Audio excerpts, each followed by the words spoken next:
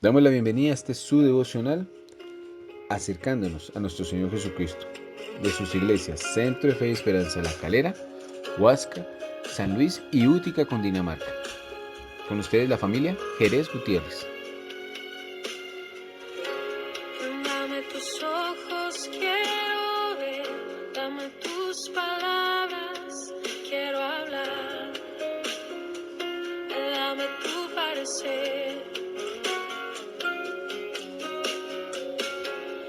dame tus pies, yo quiero ir, dame tus deseos para sentir, dame tu parecer. Dame lo que necesito para ser como tú. Dame tu voz, dame tu aliento. Toma mi tiempo, es para ti. Dame el camino que debo seguir. Dame tus sueños, tus anhelos, tus pensamientos, tu sentir. Dame tu vida para vivir. Déjame ver lo que tú ves. Dame de tu gracia, tu poder. Soberano Dios, te damos muchas gracias, Señor, por este maravilloso día que tú nos permites hoy contemplar tu hermosura y tu santidad, Señor. Necesitamos, Señor, tener una mente renovada, unos ojos que miren tu belleza, Señor, una boca que hable de tus maravillas, Señor. Renueva mi corazón, Señor, renueva mi mente, Señor. Necesitamos más de ti, Señor. Cuánto anhelamos, Señor, ya no ser como el mundo nos ha adoctrinado, sino ya ser una nueva criatura. Y ahora mi fe está puesta en ti, Señor. Todo te lo debo a ti, Señor. Tú eres bueno y para siempre es tu misericordia. Bendecimos a cada uno de los oyentes en este día.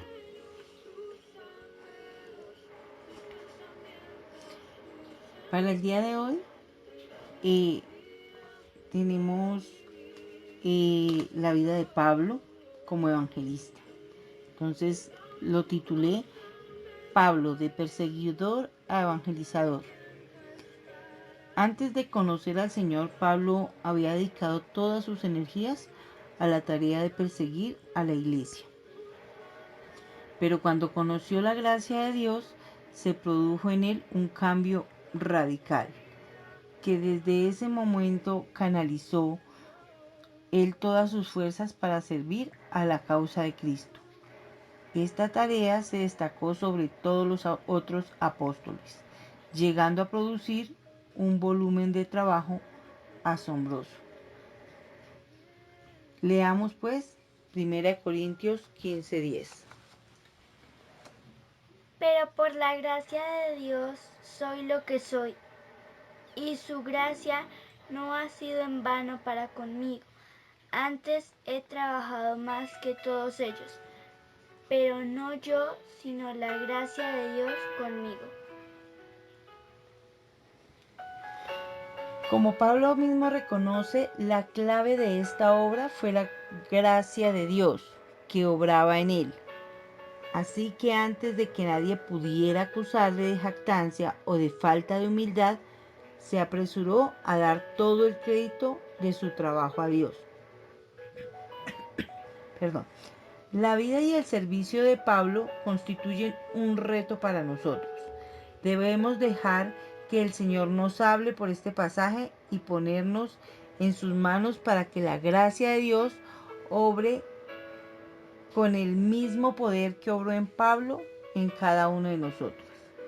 Ahora bien, es cierto que Pablo trabajó mucho, pero lo hizo siguiendo cierta estrategia que el Espíritu Santo le fue clarificando a lo largo de los años. La visión misionera de Pablo se resume más o menos en Romanos 15, del 17 al 24.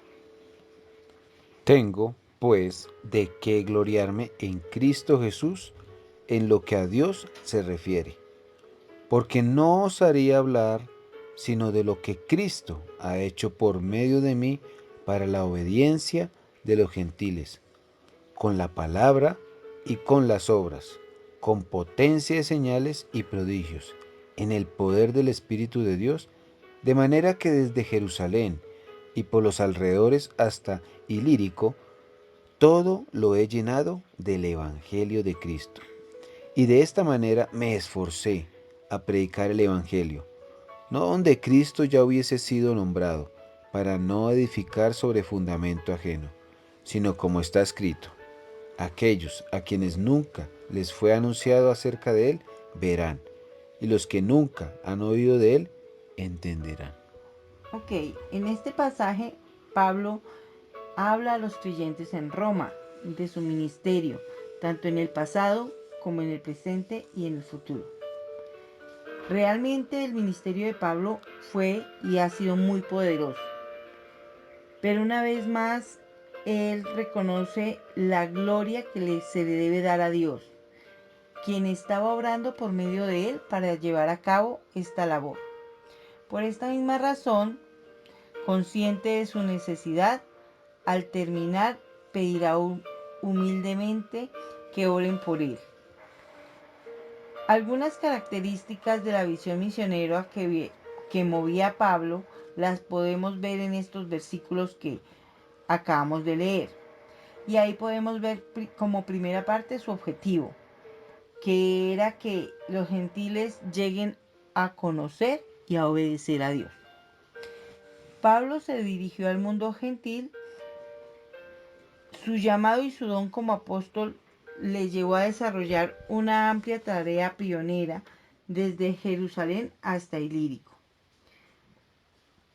Sin duda, muchos otros participaron en la evangelización a los gentiles, pero ninguno con un plan global como lo hizo Pablo, donde concibió y ejecutó con su especial energía el fruto de ser un agente clave en la historia de la salvación, un instrumento escogido en manos del Señor para llevar a los gentiles a la obediencia de la fe.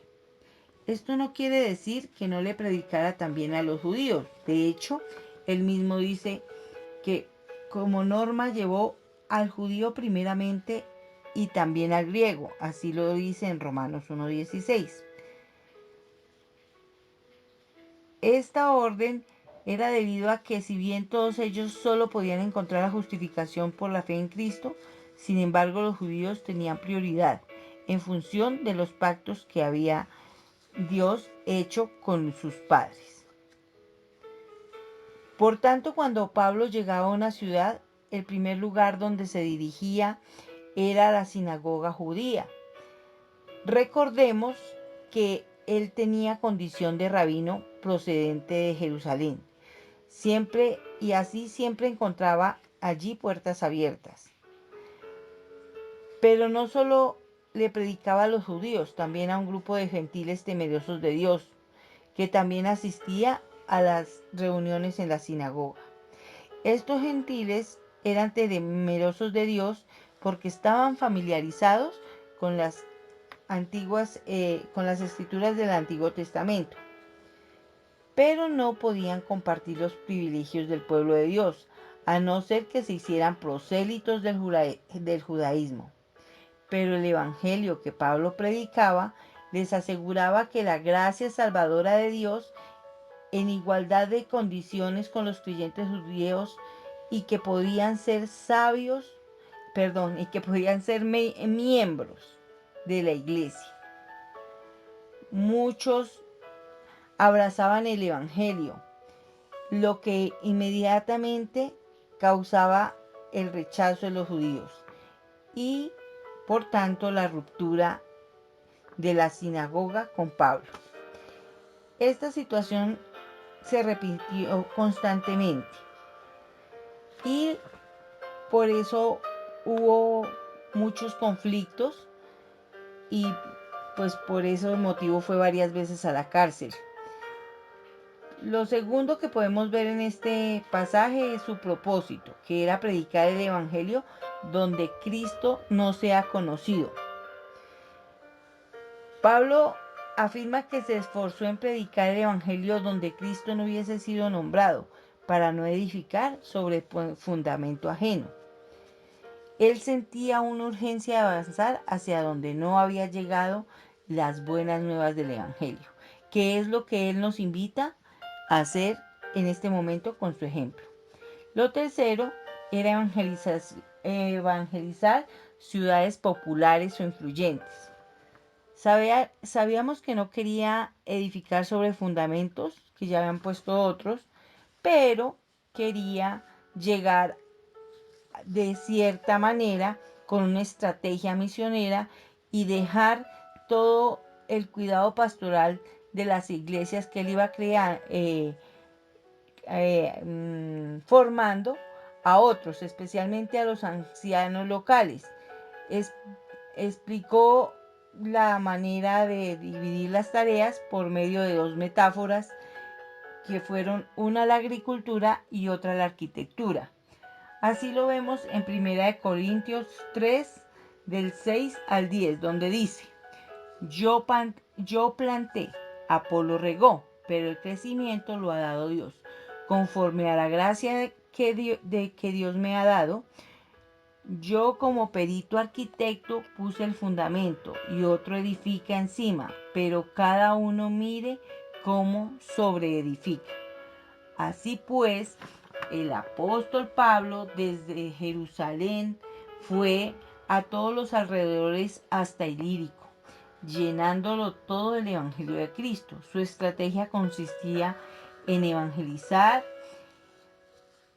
en enseñar a los demás las tareas para irradiar el Evangelio hacia las poblaciones vecinas, de modo que debemos entender su declaración de haber completado la predicación del Evangelio como una afirmación de haber llevado a cabo esta obra pionera y precursora que se consideraba como la misión apostólica especial que le correspondía cumplir a él. Cuando las iglesias recibían la enseñanza suficiente para entender su posición y responsabilidad cristiana frente a esta labor de evangelizar, el apóstol Pablo se trasladaba a otro lugar para continuar con la misma clase de trabajo. De esta manera, Pablo recorrió las principales vías romanas de comunicación, estableciendo iglesias en centros estratégicos, y a partir de ellos el mensaje se llevó desde Tesalónica, que sirvió como base para la posterior evangelización de Macedonia, Corintio, para Acaya, Éfeso y para Asia. Pablo creía que si extendía y encendía la lámpara del Evangelio en las ciudades importantes del mundo antiguo, la luz se extendería de forma natural hacia las zonas colindantes. Y de hecho su estrategia dio buenos resultados. Por ejemplo, durante los años que duró su ministerio, en Éfeso el Evangelio se extendió a todos los que vivían en Asia, tanto judíos como griegos. Lo vemos en Hechos 19:10. Seguramente Pablo mismo tomó parte en esa labor de extensión, pero sin duda fue ayudado por varios colaboradores que llegaron a establecer iglesias en algunas áreas a las que el apóstol no llegó personalmente. Ese fue el caso de las iglesias de Colosas, Laodicea y Herápolis, que parecen haber sido fundadas por Epafras, un colaborador local de Pablo. Cuarto, su estrategia: ser encomendado por las iglesias fundadas hacia zonas nuevas. Como escribe a los creyentes en Roma, les dice que desea verles para pasar por allí un camino hacia España y que esperaba ser encaminado allá, pero ellos, después de haber gozado de un tiempo de comunión con ellos, por lo tanto Pablo consideraba su visita a Roma como una escala conveniente en el camino a España, pero al mismo tiempo esperaba que ellos le ayudaran a continuar el viaje. La palabra que utiliza es encaminado. Llegó a ser un término técnico entre los cristianos para colaborar con los misioneros. Es indudable que incluía más que desearles un buen viaje y ofrecer una oración de despedida. Se entendía que es necesario el aporte de provisiones y dinero y a veces incluso la provisión de alguien que le acompañe por lo menos parte del camino. Es posible que Pablo haya alentado la esperanza de establecer una relación continua con los cristianos de Roma a fin de que siguieran apoyándolo como habían hecho otras iglesias anteriormente. Así se extendía el Evangelio en aquellos días, y no solo en aquellos días, sino también ahora. Hay creyentes e iglesias que por medio de sus oraciones y ofrendas envían y sostienen misioneros en otros campos vírgenes. Por eso es importante que nosotros aprendamos de la vida de Pablo y sus incomparables habilidades, ya que ellas fueron un bien preciado para Dios y Pablo se entregó a él sin reservas. Dios lo usó toda la formación que él tuvo, su educación, su inteligencia, su personalidad. Dios tuvo un siervo dispuesto que dio todo de sí hasta su último aliento. Al igual que Pablo, nosotros tenemos un conjunto de dones y habilidades inigualables que nos hacen de gran valor para el servicio de Dios. ¿Estamos dispuestos a dejar que Dios tome nuestra vida con todas sus cualidades inigualables y fallas y ponerlas al servicio de Dios? ¿O hay algunas áreas de nuestra vida que reservamos para nosotros? Nunca sabremos lo que Dios puede hacer a través de nosotros hasta que le permitamos usar cada parte de nosotros. Bendiciones. Felicitamos a todos aquellos que se inscribieron a este taller de evangelismo. Les recordamos hoy la invitación para que nos acompañen y con la ayuda del Espíritu Santo aprendamos nuevas estrategias para evangelizar. Que Dios nos dé la compasión y esa mirada piadosa y esa estrategia del Espíritu Santo para ganar las almas.